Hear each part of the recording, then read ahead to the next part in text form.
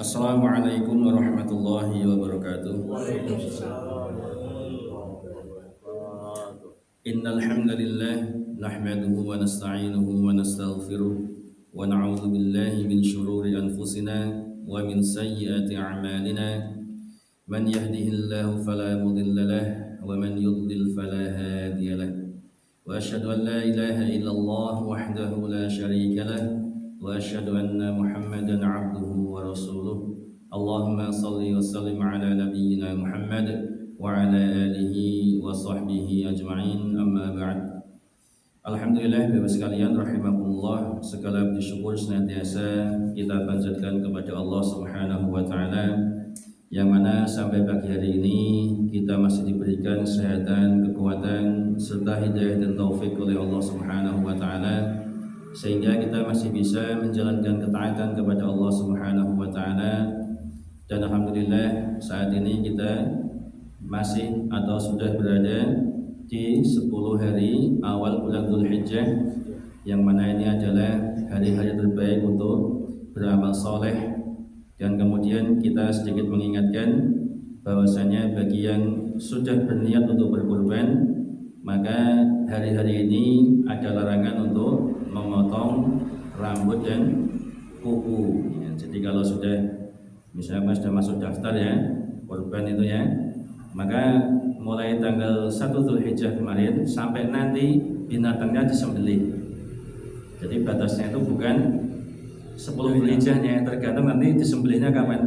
Ya, 10 Dzulhijjah atau pas hari tasyrik.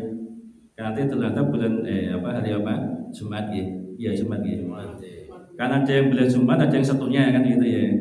Kalau belinya Setu, berarti nanti batas boleh motong kuku dan rambutnya hari Sabtu pas sudah disembelih. Berarti Jumatnya masih belum beli. Ini sekedar untuk perhatian ya. Dan yang larangan adalah orang yang berkurban, jadi bukan hewan kurbannya. Ada sebagian anggapan yang mana harus dipotong ulune misalnya, bukan hewannya, tapi siapa ya? Sahibul kurbannya. Dan berlaku hanya yang atas namanya itu aja. Misalnya Mbah Umar dan keluarga, berarti Mbah Umarnya ini yang nggak boleh motong kuku dan rambut. Keluarganya boleh enggak? Boleh. Dan rambut ini meliputi semua rambutnya, ya, bulu badan, ya, apalagi bringos, pokoknya bulu semuanya, ya, bulu semuanya. Ya. Kalau jenggot ya ini tidak boleh, ya. Kumis ini, nah ini apa? Tidak boleh semuanya. Bulu rambut juga, bulu badan juga tidak boleh, atau bulu yang lain tidak boleh. Ini sekedar mengingatkan saja. Ya. Semoga Allah mudahkan kita semuanya untuk setiap tahun bisa berkorban. Amin ya rabbal alamin. Kita lanjutkan bahasan kita tentang kitab tauhid. Kita masih berada pada bab tentang syafaat. Ya, tentang syafaat. Ya. Allah Ta'ala berfirman dalam surat Al-Baqarah ayat 255. Ini ayat yang sangat sering kita dengar dan bahkan sering kita ucapkan. Ya. Yaitu Allah Ta'ala berfirman, "Man dzalladzi yashfa'u 'indahu illa bi'idznih." Ini dikenal dengan ayat apa ini? Ayat kursi, sering kita baca. Zikir termasuk zikir ketika selesai sholat. Di antara zikir yang disunahkan dibaca adalah ayat kursi. Ini sering kita baca. Maka kita juga harus berusaha memahami maknanya. Maknanya. Di antaranya adalah man dzalladzi yashfa'u 'indahu illa bi'idznih. Tidak ada yang dapat memberi syafaat di sisinya, sisi Allah Ta'ala, tanpa illa bi'idznih, tanpa seizinnya. Seizin siapa? Allah Subhanahu wa ta'ala. Kenapa Bapak sekalian rahmatullah?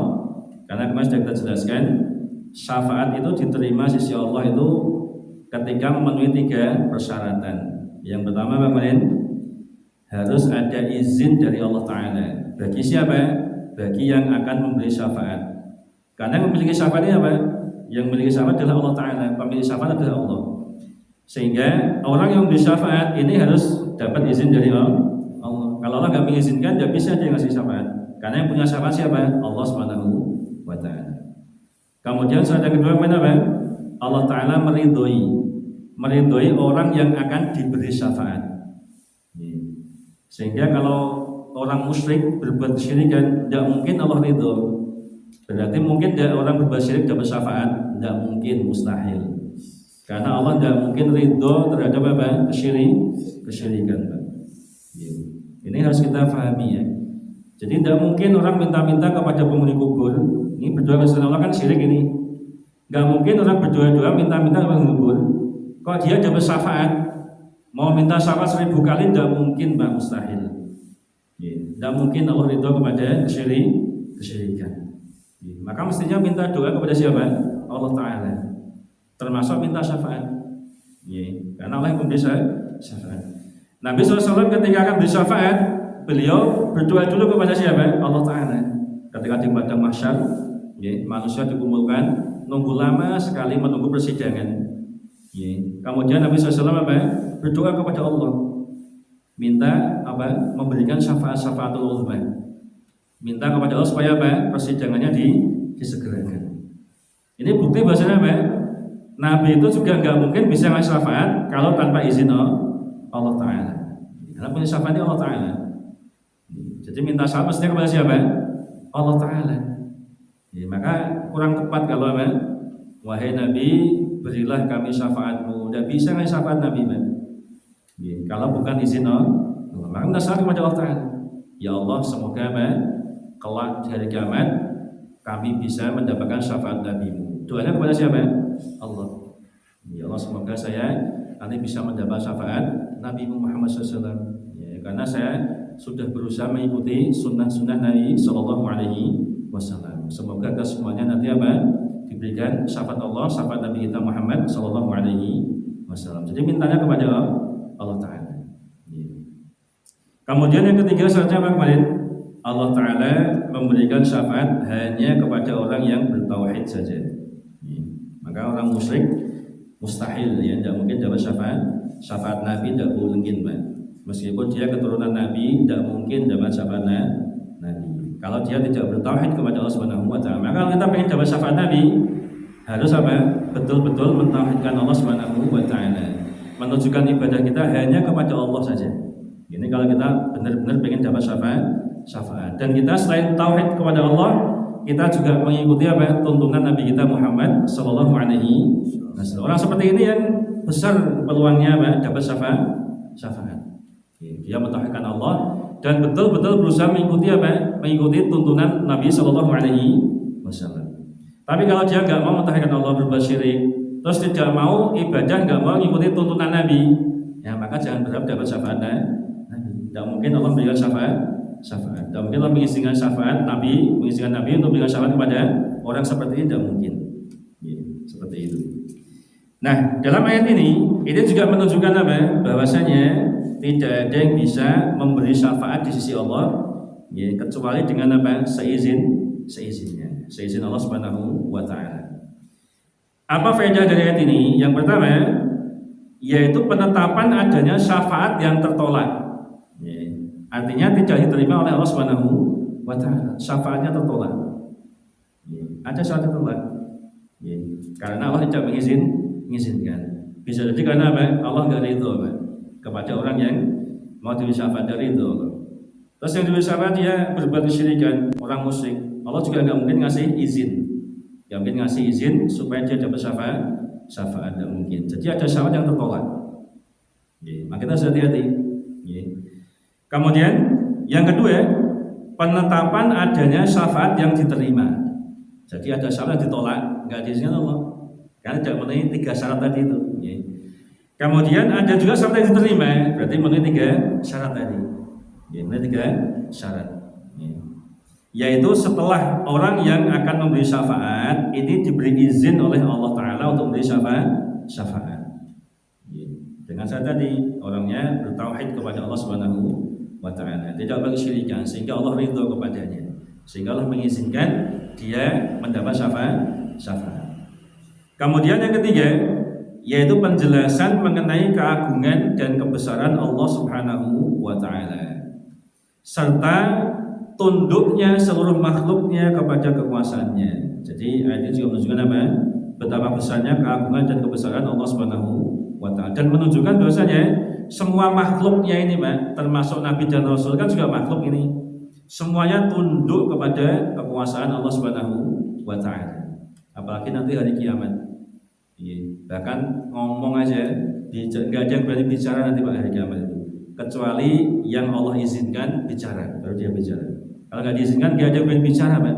Malaikat pun tidak berani, Nabi juga tidak berani. Karena saat itu apa? Allah sedang murka. Masing-masing apa? Takut Pak. Takut akan hisabnya masing. Nggak ada yang berani bicara kecuali atas izin Allah Subhanahu wa taala. Ini menunjukkan apa? Betapa besar kekuasaan Allah Subhanahu wa taala. Yang dulu di dunia dia berkuasa, raja-raja dunia. Ini di akhirat nggak bisa ngapa-ngapain Pak. Ya, jadi raja di akhirat ini apa? Allah Subhanahu wa taala. Meskipun dulu di dunia dia berkuasa, di akhirat tidak bisa. Hanya Allah Subhanahu wa taala. Ini sedikit yang bisa kami sampaikan tentang surat Al-Baqarah ayat 255. Jadi sebenarnya bagus sekali ya ayat kursi ini. Ini kalau dibahas tafsirnya bagus sekali. Banyak hal yang bisa kita ambil faedah. Jadi dan usahakan kita ayat-ayat yang sering kita baca, terutama ketika sholat, ketika zikir. Seperti ayat kursi ini kan sering kita disunahkan bacakan ya. Mau tidur kan juga disunahkan ini ya.